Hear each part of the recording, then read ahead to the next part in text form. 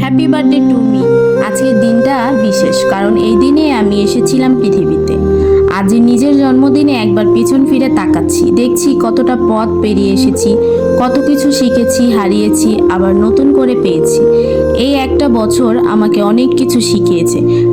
কাকে আপন ভাবতে হয়, কখন নিজেকে রক্ষা করতে হয়, কোথায় চুপ থাকতে হয়, আর কখন উচ্চস্বরে কথা বলতে হয়। আমি গুরুত্বপূর্ণ, আমিও ভালোবাসার যোগ্য। জীবন সব সময় সহজ ছিল না, কিন্তু প্রতিটা কঠিন দিন আমাকে আরো মজবুত করেছে। আজ আমি নিজের অস্তিত্বকে সম্মান জানাই, কারণ আমি জানি আমি একটা যুদ্ধ পেরিয়ে এসেছি। আমার হাসির পিছনে এক একটা গল্প লুকানো। আমি গর্বিত আমার জন্য।